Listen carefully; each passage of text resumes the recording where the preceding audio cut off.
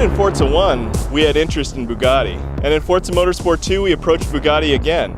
But at that time, Bugatti wasn't really interested in being in video games. But video games today have broadened out, and they're actually part of mass media. So I think that's opened up the door for us to do something with Bugatti. So now they're actually excited to be in video games. They're excited to be in Forza Motorsport.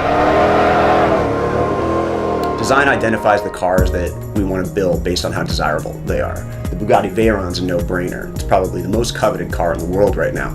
The style of the Veyron is very classic, sort of Art Deco. If a beautiful woman of the Roaring '20s stepped out of the car and the woman would perfectly complement each other.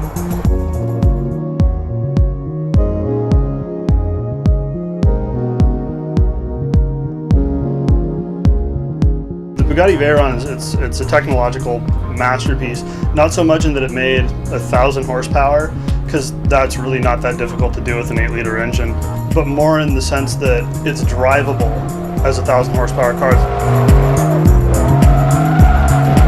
An automatic gearbox that can take a 4,400 pound car and 987 horsepower and put it to the ground with all-wheel drive and not blow up, and it's got to do that for 120,000 miles.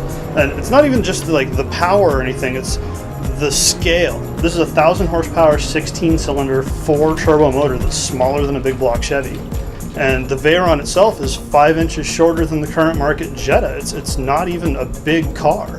To have such a beautiful design and be able to hit 250 without just frisbeeing off the road it's just incredible.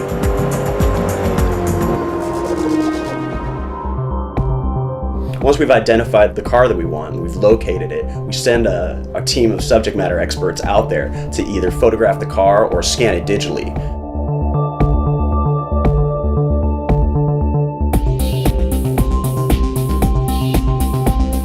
This is, in some ways, the most exciting job on the team because you get to put your hands directly on the metal of cars that most people will never see in person.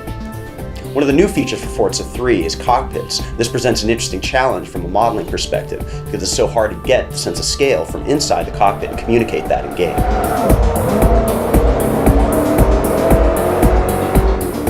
Laser scanning is an important part of that. It means we get the scale perfectly for the steering wheel, the gauges, even things that you're never going to notice in the game, like the door locks, the buttons on the radio. We have another special pass that we have to do just to make sure that all the gauges are working correctly. We have to calibrate each one to make sure that the car revs up to the top RPM that it should, that its top speed is the real one on the car. There's a lot of work done into that.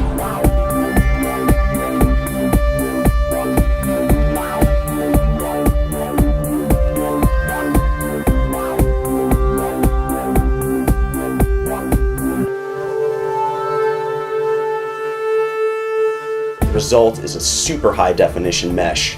For Forza 3, we've completely revamped the graphics engine. We're pushing 10 times as many polygons as we have on any previous version. It manifests itself by what you see in the game, the beautiful lines of curvature, the detail, and the lights and the lenses, the detail in the brake rotors and calipers that are so close to reality they're almost indistinguishable.